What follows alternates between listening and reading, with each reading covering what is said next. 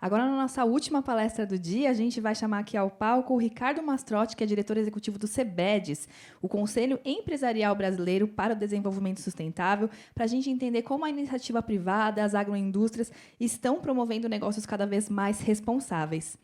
Enquanto o Ricardo chega aqui à frente, eu convido você novamente para você participar com a gente, né, aqui pelo nosso WhatsApp, o WhatsApp do Planeta Campo. Mande a sua mensagem, a gente vai colocar aí na tela o nosso QR Code. É só você apontar a sua câmera para o QR Code e mandar a sua pergunta, a sua mensagem para a gente sobre a palestra da Sula Alves agora, sobre o que a gente vai conversar com o Ricardo Mastrotti, sobre o que ele vai compartilhar aqui nessa tarde. E reforçando também o nosso contato, que é o 11 94379 7041. Eu estou esperando a sua participação. Depois da palestra do Ricardo, a gente vai ter um momento aqui, então, para discussão com os nossos palestrantes dessa tarde. Obrigada, Ricardo. A palavra é sua. Eu que agradeço. Bom, o último a falar tem as suas vantagens e suas desvantagens, né? O pessoal já está cansado, mas também muito já foi falado aqui.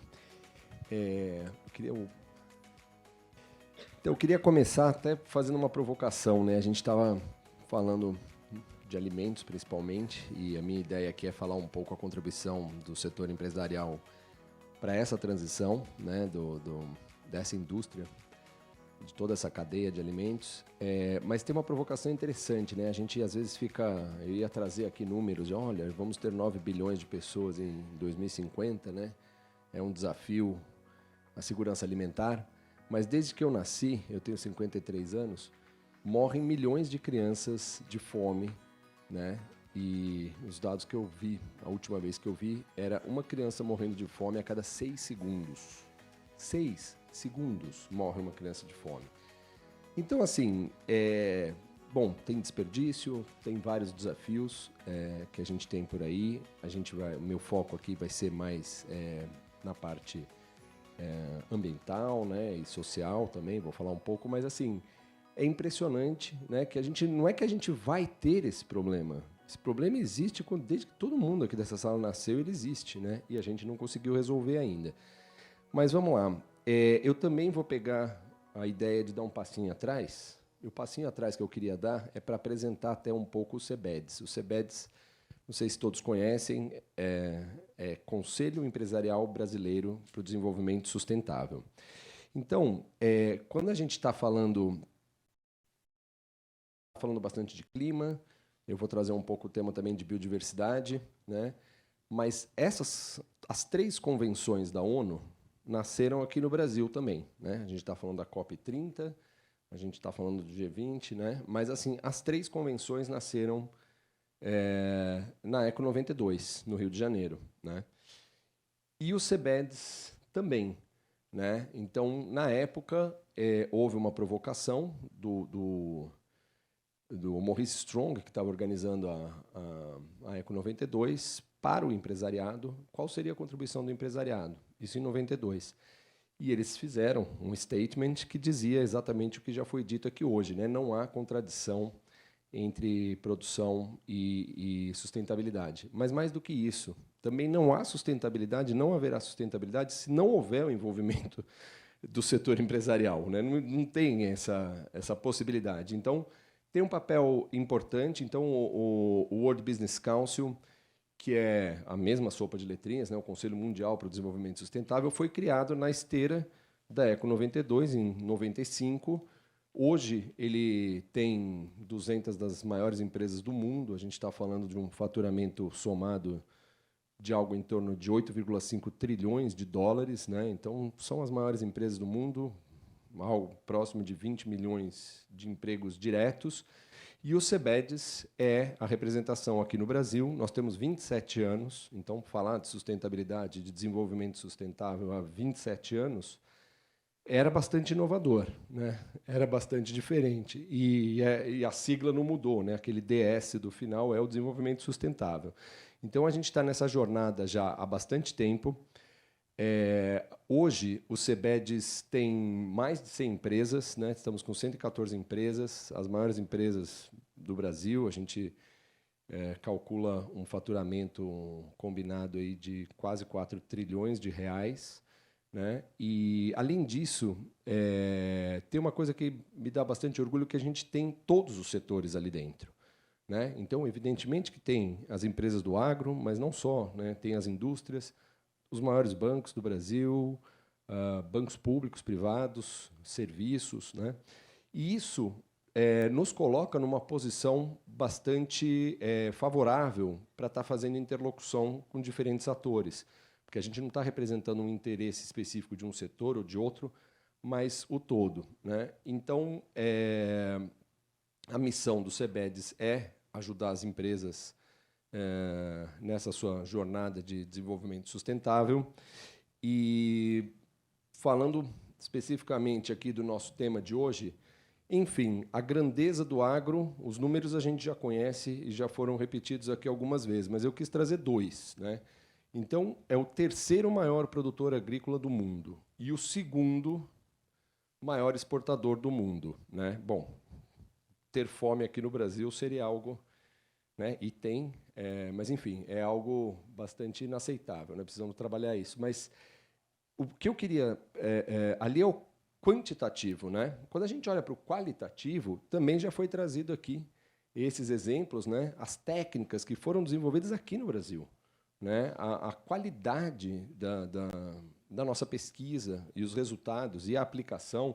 Então, já se falou bastante aqui da integração. E o desafio que a gente mais ouve é esse, né? É como é que eu faço a coisa acontecer em toda a minha cadeia. Então, também aqui muito já se falou hoje de rastreabilidade, enfim, os suppliers todos aí, né? E aqui a gente fez um exercício, e foi refeito recentemente, que é essa visão do empresariado, né? Que a gente chamou de visão 2050 do CBEDS. Então, é interessante que ela traz, né, eu vou ler aqui a visão, o setor empresarial brasileiro visa construir sistemas alimentares sustentáveis, resilientes, não está aí, mas no texto está, e regenerativos, priorizando o acesso a alimentos saudáveis e seguros para todos. Como toda visão tem que ser inspiradora, acho que é inspiradora, move, mostra um norte, que é o papel de uma visão. Agora, a gente sabe que isso não vai acontecer se não houver inovação, né? Muita inovação. Os desafios eles vão se somando, né? Então, também aqui, a gente já pôde ouvir hoje, né? Quer dizer, se hoje tem fome, quando tiver 9 bilhões, o desafio é maior. A gente precisa aumentar a produção, a gente precisa diminuir o desmatamento, a gente precisa atender parâmetros sociais, ambientais. Então, os desafios vão se somando aqui. Então, não vai ter outro caminho senão o da inovação. E aí, também quando a gente fala do agronegócio, a gente fala muito que é um motor econômico, né? Basta ver a importância que tem no PIB brasileiro. Mas não só, né? Quando a gente volta lá atrás no conceito básico de sustentabilidade, o tripé da sustentabilidade, ele tem a colaboração nos 3 eixos, né? Ele é um motor econômico, ele é importantíssimo na nossa economia. Ele tem uma questão social importante, né? Essa contribuição, os empregos que são gerados, e agora, com tecnologia, empregos cada vez melhores, exigindo mais qualificação, com maior remuneração, né? Mas tem uma grande contribuição para a geração de renda e emprego. E aí, toda a questão ambiental que a gente falou aqui. Quer dizer, o mundo vai precisar produzir alimentos. O Brasil está realmente bem posicionado para ser o líder da economia verde dessa produção, né? Acho que a gente também hoje ouviu aqui vários dados, números, né, que mostram isso, né? Aí dá para voltar bem antes no tempo, né? Tem várias coisas que estão no Brasil porque foi da época da criação do planeta Terra, né? Então, assim, a nossa geografia, a nossa insolação, o nosso clima, as nossas terras, né? E aí vem as outras camadas, que são a tecnologia que a gente desenvolveu, o posicionamento que a gente conseguiu colocar o setor hoje, né? Então, eu trouxe um exemplo aqui, só de tecnologia da informação, que me chamou bastante atenção. Então, assim, a gente tem hoje 1,5 milhão de produtores rurais que acessam dados usando dispositivos eletrônicos. Esse número cresceu 1.900% nos últimos 10 anos.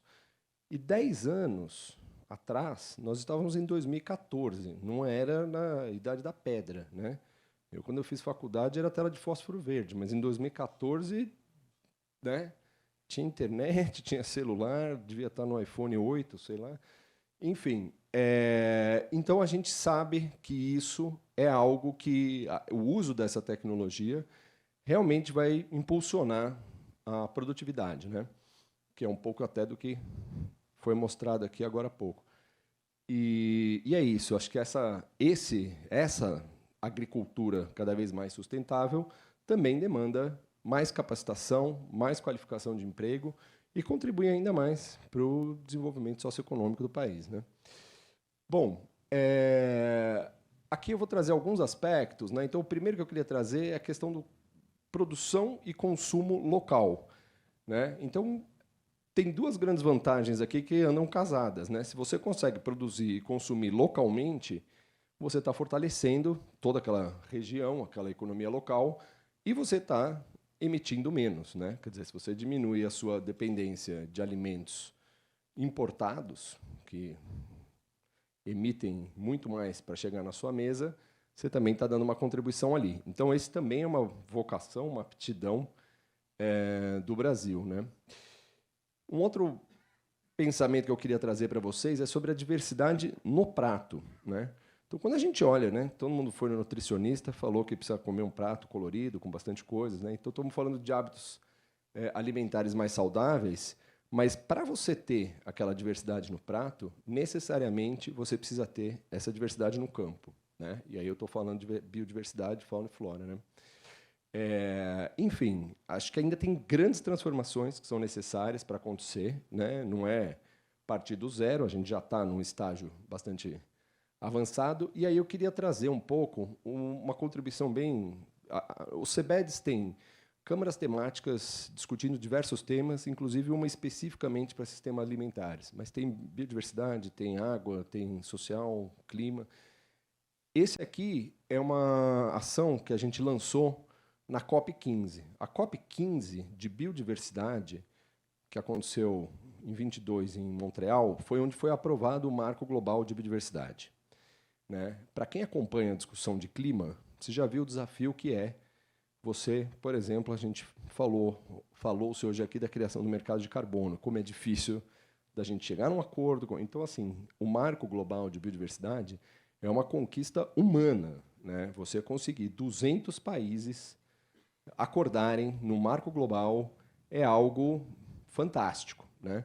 Enfim, tem questões de quanto tempo isso demorou e tudo mais, mas o que interessa é o seguinte: no dia seguinte, né, a gente já estava trabalhando justamente para essa implementação. O que quer dizer o marco global de biodiversidade foi aprovado?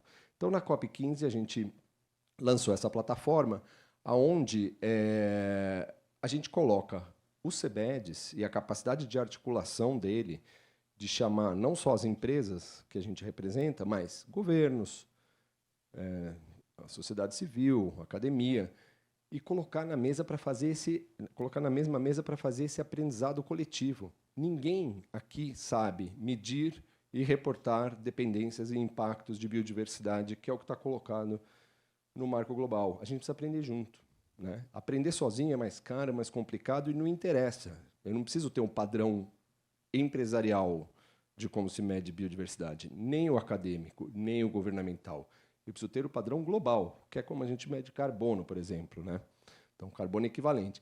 Esse é um desafio gigantesco, né? Então, essa plataforma se propõe exatamente a isso, a gente colocar os diferentes atores na mesa, trazer as nossas empresas, né? E a gente dividiu em 2 eixos, né? Então, um deles, que é essa busca por impacto positivo, e eu estou falando de biodiversidade, como é que a gente mede, reporta, né? Então, a gente está em parceria com o TNFD, que é o irmão do TCFD, né? Que é o Task Force para medir justamente como mensurar, né, impactos e dependências. Ele está muito nessa missão. Então, esse é um dos eixos. O outro eixo, que é soluções climáticas naturais, ali é realmente onde se encontram as duas convenções, né? Quer dizer, eu posso gerar créditos de carbono através de soluções baseadas na natureza, desenvolvendo projetos. Então, A ideia, esse a gente está em parceria, né, o outro a gente está em parceria com o TNFD, esse a gente está em parceria com o World Business Council, enfim, buscando desenvolver casos, aprender, fazer e aprender como é que faz, como é que mede, como é que reporta, né? Então, essa é a mensagem que eu queria deixar para vocês. O Brasil tem tudo para consolidar sua liderança global de produção sustentável de alimentos. E o CBEDS é esse lugar onde a gente busca facilitar essas conversas, trazer os atores. Então, convido vocês a conhecer mais, se juntar a essa força, porque aprender junto é muito mais fácil do que errar sozinho, né? Ali tem um ambiente de segurança. Tá bom? Obrigado.